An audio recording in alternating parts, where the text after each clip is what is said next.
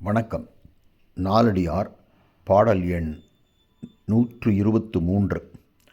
அக்கேபோல் அங்கை ஒழிய விரலழுகி துக்கத் தொழுநோய் எழுபவே அக்கால் அளவனை காதலித்து கான்முறித்து தின்ற பழவினை வந்தடைந்தக்கால். அதாவது அக்கால் அப்படின்னா அந்த காலத்தில், அதாவது முற்பிறப்பில் ஏதோ ஒரு பிறவியில் அளவனை காதலித்து, அளவன்னா நண்டு, அந்த நண்டை யார் காதலிப்பாங்க?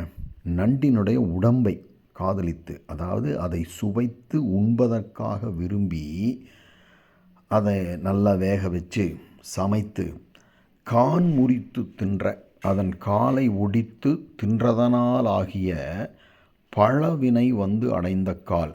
அந்த அப்படி தின்றதனால் ஆகிய பழைய தீவினையின் பயன் வந்து அடைந்த பொழுது என்ன நடக்கும் அப்படின்னா, அங்கை ஒழிய உள்ளங்கை மட்டும் நீங்கி நிற்க, விரல் அக்கேபோல் அழுகி, விரல்கள் அழுகி தசை கழிந்து அது வெண்ணிறமாகி விழ, கை விரல் வந்து சங்குமணி மாதிரி இருக்கும், அந்த எலும்புகள் மட்டும் தெரியுமா.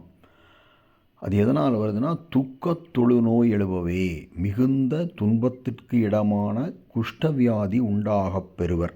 எப்பொழுதுன்னா, அந்த முன்னாடி ஏதோ ஒரு பிறவியில் நண்டினுடைய காலையெல்லாம் ஒடித்து தின்ற தீவினையின் பயனாக.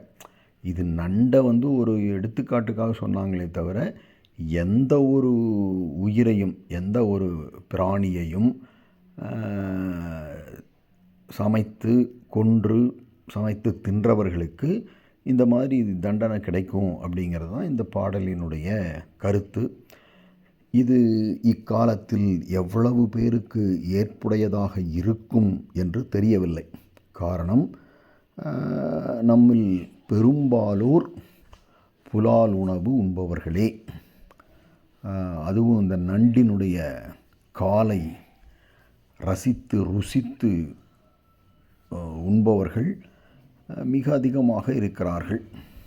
எப்படியாயினும் ஒரு நாலடியார் பாடலை படித்து அதன் பொருளை உணர்ந்து வைத்திருக்கிறோம். நம்புவர்கள் நம்பட்டும், நம்பாதவர்கள் நண்டு போன்ற பல உயிரினங்களின் கை கால்களை ஒடித்து தின்னட்டும்.